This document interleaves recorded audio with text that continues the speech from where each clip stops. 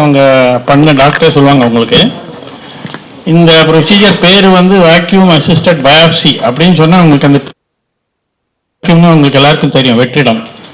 So இந்த பயாப்சின்றது நம்ம திசு எடுத்து பரிசோதனை பண்ணுறது. எல்லா கட்டியுமே பொதுவாக வந்து நமக்கு திசு பரிசோதனை பண்ணாமல் இது திட்டவட்டமாக எந்த வகையான கட்டின்னு தெரியாது. கேன்சர் கட்டியா இல்லை சாதாரண கட்டியா இல்லை கேன்சர் ஆகக்கூடிய கட்டியா, அந்த மாதிரி பல வித்தியாசங்கள் இருக்குது. இது தெரியணும்னா நமக்கு திசு பரிசோதனை பண்ணி தான் ஆகணும். ஸோ அதில் உங்களுக்கு எல்லாருக்கும் தெரிஞ்சிருக்கும் பயாப்சின்றது யூஸ்வலாக ஒரு சாதாரணமாக ஒரு ஊசி போட்டு இல்லை வெட்டி ஏதாவது முறையில் எடுப்பாங்க. இதில் வந்து இந்த வேக்யூம் வெற்றிடம் வந்து இப்போ நீங்கள் வேக்யூம் கிளீனர் உங்களுக்கு தெரியும் அது எப்படி ஆளுக்கெல்லாம் இழுக்குதுன்ட்டு. அதே மாதிரி பிரின்சிபிளில் இந்த நீடில் வந்து அந்த வேக்யூம் இது இருக்கிறதுனால வெற்றிடம் இருக்கிறதுனால இப்போ அந்த நீடில் போட்டாக்கா அந்த இது அப்படியே உள்ளே செக் பண்ணிக்கும். அது செக் பண்ண பிறகு ஒரு சின்ன பிளேட் மாதிரி இருக்கும், அது கட் பண்ணிடும். ஸோ அந்த மாதிரி சதை கிடைக்கும். ஸோ இதில் என்ன உங்களுக்கு அட்வான்டேஜ் அப்படின்னு கேட்டிங்கன்னா, மார்பை பொறுத்த மட்டும் இது ஒரு பெக்யூலரான ஒரு உறுப்பு அப்படின்னு சொன்னால் இது கேன்சர் கட்டி இது சாதாரண மார்பு அப்படின்ற ரெண்டு வகையான கிடையாது. இடையில நிறைய சந்தேகத்திற்குரிய பல மாற்றங்கள் இருக்கலாம். கட்டியாக இருக்கலாம், இது சாதாரண கட்டியான்னு தெரியாது, இல்லை கேன்சர் கட்டியான்னு தெரியாது. ஸோ நீங்கள் ஒரு மேமோகிராம் அந்த மாதிரிலாம் எடுத்தீங்கன்னா கூட உங்களுக்கு திட்டவட்டமாக பல முறை சொல்ல முடியாது. சிலப்போ சொல்ல முடியும், திட்டவட்டமாக பல கட்டங்களில் சொல்ல முடியாது. ரெண்டாவது ரொம்ப சின்ன கட்டியாக இருக்கலாம், அல்லது இந்த கால்சிஃபிகேஷன் சொல்லுவாங்க, கால்சியம் முன்னாடி ஏற்கனவே அறுவை சிகிச்சை செய்த பெண்மணியாக இருக்கலாம். அது அறுவை சிகிச்சை செய்த மாற்றங்கள்னாலே சிலப்போ கொஞ்சம் கன்ஃபியூஷன் வரும். ஸோ இந்த மாதிரி சந்தேகத்துக்குரிய சிச்சுவேஷன்ஸில் வந்து இதனுடைய குறிப்பிட்ட ஒரு அனுகூலம் அட்வான்டேஜ் என்னன்னு பார்த்தீங்கன்னாக்கா, இது வந்து மினிமலி இன்வேசிவ் ப்ரொசீஜர்னு சொல்கிறது. அப்படின்னு சொன்னால் இதில் வந்து ஃபர்ஸ்ட் ஆஃப் ஆல் அவுட் பேஷண்டாக பண்ணலாம், ரெண்டாவது சீக்கிரம் பண்ணலாம். வித்தின் 24 hours பேஷண்ட் வந்து நார்மலாக இருக்கலாம், ஒன்றும் பிரச்சனையும் கிடையாது. In fact within few hours they can go back to the normal duties, ஒன்றும் பிரச்சனை இல்லை. ப்ளீடிங் ரிஸ்க் கம்மி, அது மாதிரி நிறைய அட்வான்டேஜ் இருக்குது. அதே மாதிரி ரொம்ப சின்ன கட்டி, இப்போ அதாவது ஒரு சென்டிமீட்டருக்குள்ளே இருக்கிற கட்டியெல்லாம் இதில் ஃபுல்லாகவே கூட எடுத்துக்கலாம். ஸோ உங்களுக்கு வந்து அதுலேயே உங்களுக்கு ட்ரீட்மெண்ட்டும்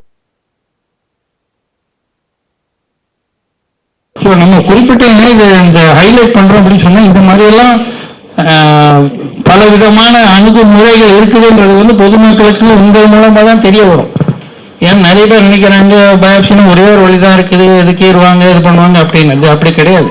இது ஒரு நான் இன்வேசிவ் ப்ரொசீஜர் அப்படின்னு சொன்னால் மினிமலாக அவுட் பேஷண்ட்டாக வந்து இதில் ஸ்டிச்சஸ் கிடையாது, கட்டிங் கிடையாது, எதுவும் கிடையாது. அதனால வந்து ஒரு சின்ன ஒரு நிக் மாதிரி பண்ணுவாங்க, அவ்வளோ தவிர வேறு எதுவும் கிடையாது.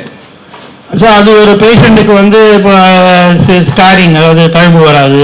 ஸோ இதெல்லாம் சில பெண்மணிகளுக்கு அது ஒரு முக்கியமாக இருக்கும். அதனால் அது அந்த மாதிரி ஒரு அட்வான்டேஜ் நம்ம அவங்களுக்கு ஆஃபர் பண்ணலாம். அதே சமயத்தில் ட்ரீட்மெண்ட்டும் பண்ணலாம்.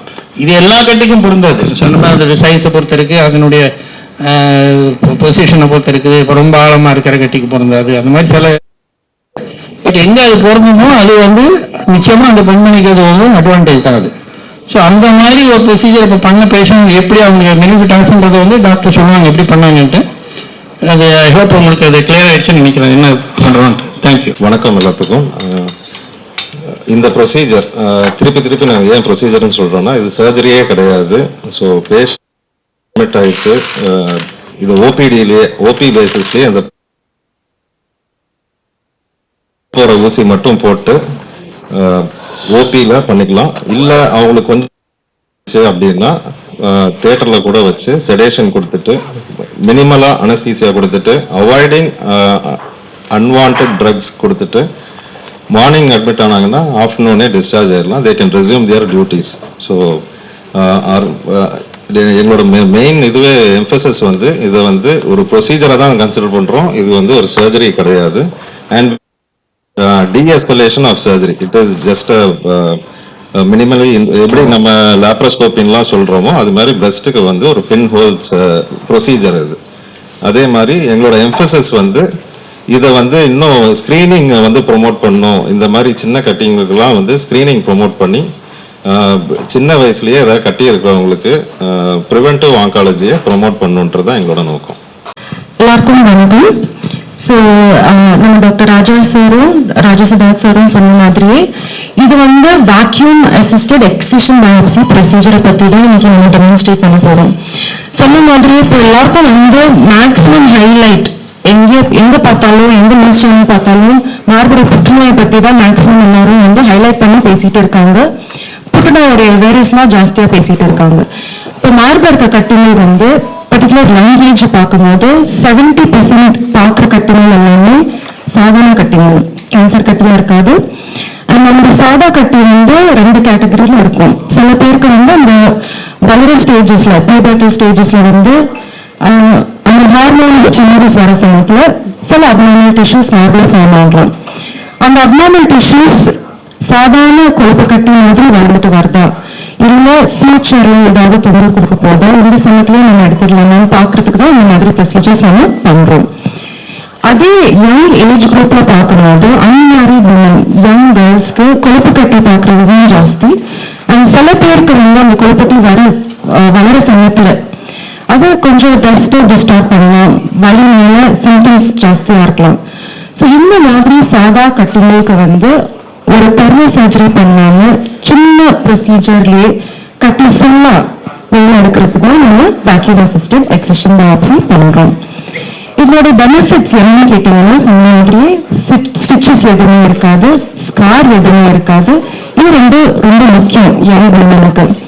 அதுக்கு மேல ஜெனரல் அனஸ்தீசியா தேவைப்படாது.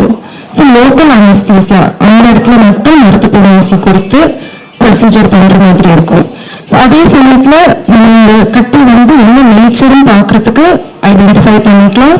பிளஸ் 2வது அட்வான்டேஜ் என்னன்னு கேட்டீங்கன்னா, அதே சமயத்துல ஃபுல்லா கட்டிய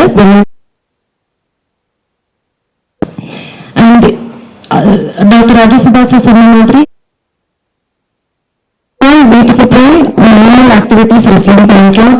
வேலைக்கு போறாங்கன்னா அடுத்த நாளே திருப்பி ரெஸ்யூம் பண்ணலாம், இல்லை ஸ்கூலுக்கு போறாங்கன்னா அடுத்த நாளே நார்மலா இருக்கலாம். So that is the advantage of doing vacuum assisted procedure. வந்து ஒரு மினிமம் இன்வேசிவ் ப்ரொசீஜர் மாதிரி யோசிச்சுக்கலாம், சில கட்டிங்களுக்கு மட்டும் எடுக்கிற மாதிரி. இந்த மாதிரி கட்டிங்கள் பார்க்கறதுக்கு ஸ்கிரீன் இருந்தாதான் ஆரம்பிக்கிற ஸ்டேஜ்லயே சின்ன கட்டிங்கள் வந்து சீக்கிரமா ஐடென்டிஃபை பண்ணிக்கலாம். So this is mainly done for non-cancerous lumps. ஒரு மாதிரி புற்றுநோய் இருக்கிற கட்டிங்களுக்கு வந்து இந்த மாதிரி ப்ரொசீஜர் அன்சேஃப். இப்போ புற்றுநோய்க்கு வரத்துக்கு முன்னாடி சில கட்டிங்களுக்கும் சாதா கட்டிங்களுக்கு வந்து இந்த மாதிரி ப்ரொசீஜர் சேஃபாக பண்ணிக்கலாம். ரிஸ்க்னு பார்த்தீங்கன்னா பெரிய ரிஸ்க் இந்த மாதிரி ப்ரொசீஜர்ஸ்ல சர்ஜரி மாதிரி இருக்காது. இப்போ ஒரு மார்பக ஆப்ரேஷன் பண்ணும்போது அக்கல் அடியில் ஸ்வெட்டிங் இருக்கிறதுனால இதெல்லாம் ஸ்டிச்சஸ் இருக்கும்போது இன்ஃபெக்ஷன் ப்ளீடிங் சான்சஸ் தான் ரொம்ப ஜாஸ்தி காம்ப்ளிகேஷன் பிரெஸ்ட் சர்ஜரிஸ்ல. அந்த மாதிரி காம்ப்ளிகேஷன்ஸ் இதெல்லாம் நம்ம குறைக்கணும். So it is like day care procedure. கட்டியை வந்து சக்ஷன் பண்ணி டெஸ்டிங் காமிச்ச பிறகு அங்கே நாமளாக வீட்டுக்கு போய் எல்லாமே ரெஸ்யூம் பண்ணிக்கலாம். So I have doctor Sapna with me here. So this procedure we done it a few times in Anju. ஒரு எக்ஸாம்பிள் நான் உங்ககிட்ட சொல்கிறேன். ரீசெண்டாக நம்ம ஒருத்தவங்களுக்கு பண்ணியிருக்கோம். யங் அண்ணா இருக்கவங்களுக்கு ஏற்கனவே நம்ம வந்து சின்ன சத டெஸ்ட் ஊசி மூலமா ஒரு சின்ன சத டெஸ்ட் பண்ணி சாதா கட்டியும் கன்ஃபார்ம் பண்ணியிருக்கோம். ஸோ இந்த சாதா கட்டி வந்து ஃபாலோ பண்ண வைக்க போறோம். எவ்ரி 3 months 6 months வளர்ந்துட்டு வருதா, ஷேப் ஏதாவது மாறிட்டு வருதான்னு பாக்குறதுக்கு. ஸோ இந்த ஃபாலோ வர சமயத்துல ஷேப் மாறிட்டு வரும்போது அந்த கட்டியை நம்ம எடுக்கலாம்னு அட்வைஸ் பண்ணியிருக்கோம். பிகாஸ் ஏதாவது ஒரு சின்ன கட்டி, இப்போ ஃபைப்ராய்ட் யூட்ரஸ் இருந்தாலும் கொழுப்பு கட்டி வேற இடத்துல உடம்புல இருந்தாலும் ஒரு கட்டி வளர்ந்துட்டு வருது இல்லாட்டி ஷேப் மாறிட்டு வருது வெளியில எடுக்கணும். ஏன் திருப்பி வளருதுன்னு பாக்குறதுக்கு, ஏதாவது ஏடிபிக்கல் செல்ஸ் இருக்கா இல்லையான்னு செக் பண்றதுக்கு. So unmarried girl, young girl, scar எதுவுமே எனக்கு வேண்டாம், பிரெஸ்ட்ல ரொம்ப disturb, this is all very important for young women. So அந்த சமயத்துல we have advised her that we can do this vacuum excision biopsy. அதுல அந்த சின்ன ஹோல் மட்டும் மார்பில் வச்சு ஒரு லோக்கல் அனஸ்தீசியா அந்த சமயத்துல கொடுத்துட்டு with this vacuum biopsy we suck out the whole lump, so it is completely gone away. No scar, same day going home, continuing the work the next day. So these are the advantages. So Dr. Sapna is our radiologist here and we will now together demonstrate what is the procedure and how it is done. எல்லாருக்கும் வணக்கம். I think Dr. Rajesh sir, Dr. Siddharth sir and Dr. Kirti has explained all the details about why the procedure என்ன அதில் advantages, அதில் எந்த பேஷண்ட்ஸ்க்கு ஆக்சுவலாக பண்ணணுன்றது டீட்டெயிலாக சொல்லியிருக்காங்க.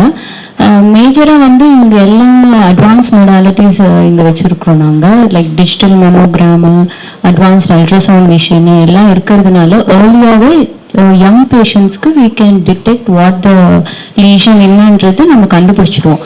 லீஷன் தெரிஞ்சதுக்கப்புறம் we have many ways எப்படி அது நம்ம பண்ணணுன்றது நிறைய விஷயம் இருக்குது.